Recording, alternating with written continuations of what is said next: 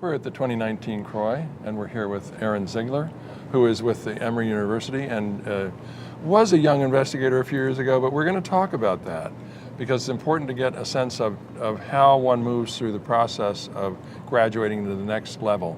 So would you kind of give us just it doesn't have to be precise, but just a sense of it. Sure. And those are, it's really those time points are important. Yeah, so after you finish a doctoral training, you can actually, anyone is eligible to receive NIH funding. But in my instance, I did a postdoctoral fellowship with a senior faculty member at Emory. I received very good training from them and worked with them on a number of publications and grants and kind of learned the field in depth. And then once I became faculty, I started to apply for some of my own grants. And the way you usually build a career is similar to how you build a research pathway, which is that you start with small projects that can prove a proof of concept of your idea, and you get some preliminary early data on those, or pilot data. And then the next step is to try to assess that in a larger research program. And so in the last couple of years, I've been able to move from the pilot stage to a more clinical trial phase for some of my work. Is it important to stay in the same field of affinity, or is that a challenge then once you switch? So I'd say that you do want to. I think most people don't stay in very, very precisely the same area of academia that they start for the rest of their careers. So there's some natural drift and tendencies and realizations of growth and areas of opportunity and areas of public health need.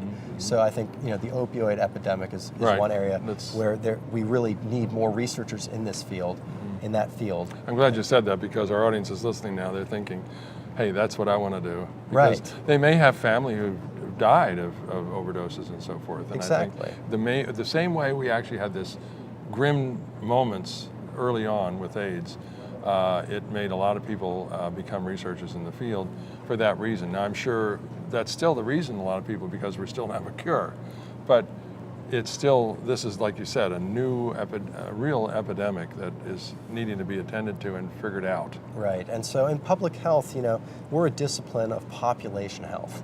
And so the goal is to improve the population's health, so we have to be responsive to public health need as it comes about.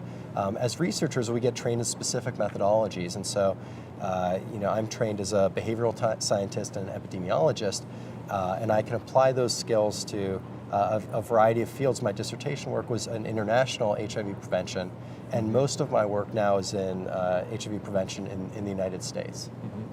So you graduated from, and you understand that we interview a lot of young investigators who are really young investigators, which you were at one time. But it was our intent to kind of talk about the next level, and you've done a good job of that. I think it's important to understand that. You don't stay a young investigator all your life. Be nice. So then the other thing we wanted to do was, I was impressed with your presentation and your poster. So you want to talk to that? Sure. So HIV pre-exposure prophylaxis is the use of a partial cocktail of antiretroviral medication as a prophylactic. So if a person is going to an area of the world that's endemic with malaria, they take a prophylactic to prevent them from getting malaria. Right. So it's a similar idea for HIV. For individuals in high-risk groups or at high likelihood of contracting HIV, they can take a daily oral pill that was approved by FDA in 2012. And so the concept of this work is, how do we make, it's called PrEP, the pre-exposure prophylaxis. And so how do we make PrEP more accessible? How do we lower the barriers to accessing care? And so the idea of this research study was to pilot test whether we could develop a telemedicine system. And to do that, to get to be prescribed PrEP, it is a biological agent, and so it requires a clinician's prescription. It also requires some laboratory testing. And so we created a home care system that would allow for individuals to receive a plain box with inside that are specimen self-collection components, that allow for HIV testing and some other pieces. STI testing, and so all the tests necessary to start someone on PrEP. It's the same as if you had a visit. The same as if you went to a doctor, except instead of a blood tube from your arm, you would do a finger prick. An individual could perform a finger prick, and get a smaller specimen that could be tested for the same tests as would be performed by a doctor in a clinic.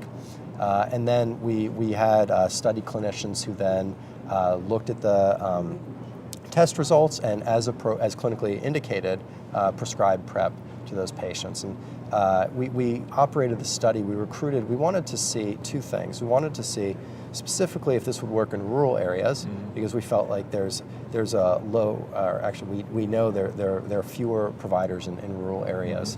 It's harder to access. This is really a good idea. Providers. Yeah.